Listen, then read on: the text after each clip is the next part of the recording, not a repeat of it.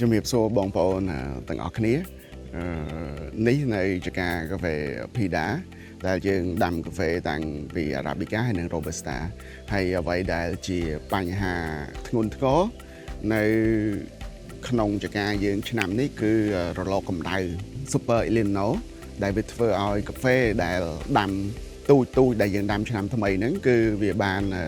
ងាប់ភាគច្រើនហើយនឹងរួញស្លឹកដោយសារតែរលកកម្ដៅខ្លាំងហើយអញ្ចឹងទេដូចនៅចការខ្ញុំនេះកន្លះខែនេះគឺអត់មានភ្លៀងទេពីមុនមកគឺខ្ញុំសង្ឃឹមថា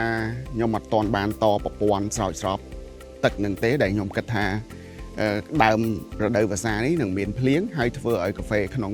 រយៈពេលរដូវវស្សារបស់ខ្ញុំនេះនឹងលូតលាស់បានល្អតែបើយើងងាកមកមើលជាក់ស្ដែងនៅពេលនេះវិញគឺកាហ្វេខ្ញុំបានងាប់ច្រើនហើយនឹងរួញស្លឹកដោយសាររលកកម្ដៅនឹងអញ្ចឹងជាសារដែលបន្ទាន់មួយសម្រាប់បងប្អូនដែលមានបំណងចង់ដាំកាហ្វេ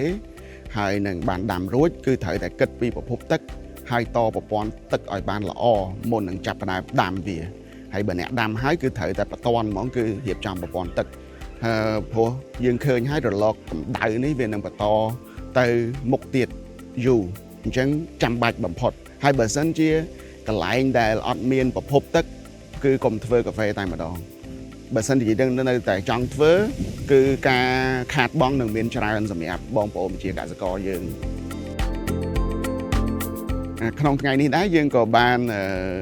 រៀបចំវគ្គបន្តបណ្ដាមួយដល់បងប្អូនប្រជាកសិករដែលដាំកាហ្វេហើយនឹងមិនតាន់បានដាំដែលមានចិត្តចង់ដាំកាហ្វេហ្នឹងដែលយើងធ្វើលើខ្សែចង្វាក់កាហ្វេទាំងអស់ហ្នឹងតាំងពីគិតគូរលើការវិនិយោគរហូតដល់ការដាំដុះជំងឺ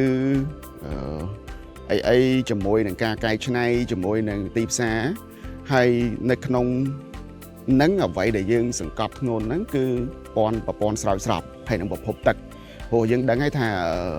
រលកកម្ដៅខ្លាំងក្លាហ្នឹងដែលជា